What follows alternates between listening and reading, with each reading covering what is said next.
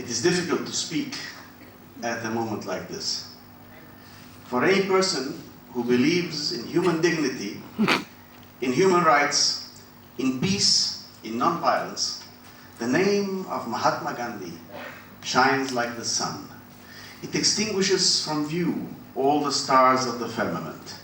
Indeed, it has been rightly said that it is difficult to imagine that such a one walked the earth. For me, to receive an award in the name of Gandhi's closest supporter, and for having been judged to have lived and worked by his precepts, is an honor that surpasses all others. To join the ranks of the distinguished awardees of the Bajaj Prize for Work Outside India, people of the stature of Bishop Desmond Tutu and the late Sir Joseph Rotblat, is indeed humbling. I hope to prove worthy of this great honor that you bestow on me this day. Today, 100 years after he launched nonviolence, and over half a century since his death, his words, his actions, his examples still chart the path that we must all follow. In my long international career at the bank and later on in other institutions, I was guided by the precepts of Gandhi to speak truth to power and to give voice to the silent masses of the poor. I tried to be guided by his instruction.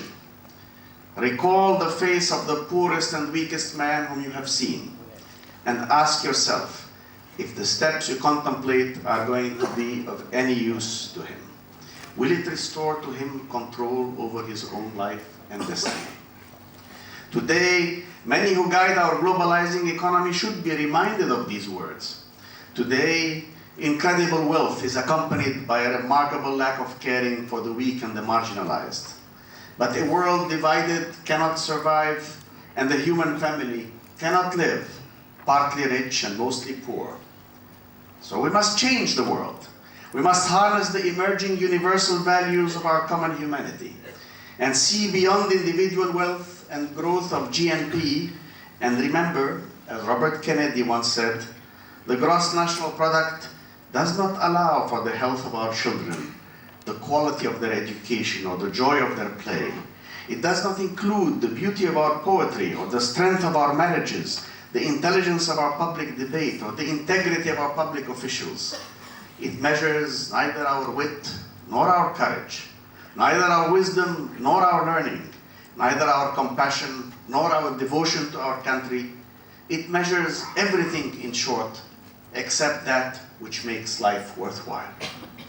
And in the pursuit of that which makes life worthwhile, I say, we must not forget the weak and the vulnerable in this increasingly competitive world. The ruthless allocative efficiency of the markets should be tempered by a caring and nurturing society. In the last 5 years, I have returned to Egypt to work with the coming generation.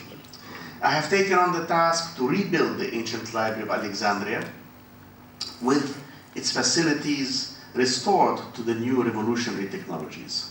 For Gandhi said, a nation's culture resides in the hearts and in the soul of its people.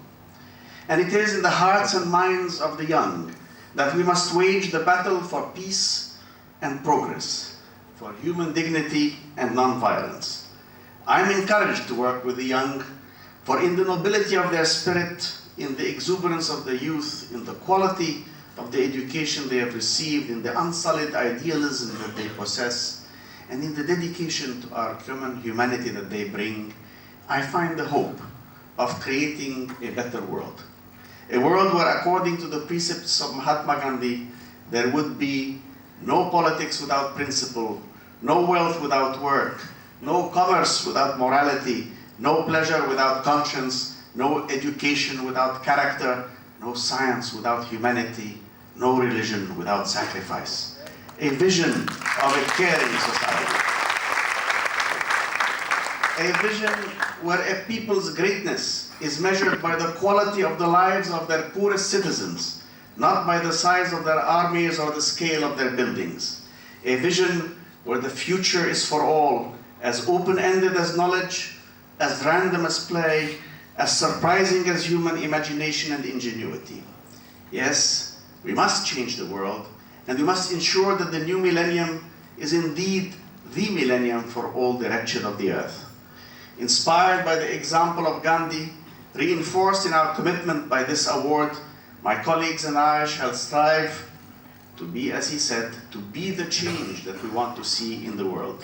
And we shall, in all our actions, think of the unborn, remember the forgotten, give hope to the forlorn, include the excluded, reach out to the unreached, and by our actions from this day onwards, lay the foundation for better tomorrows. Thank you.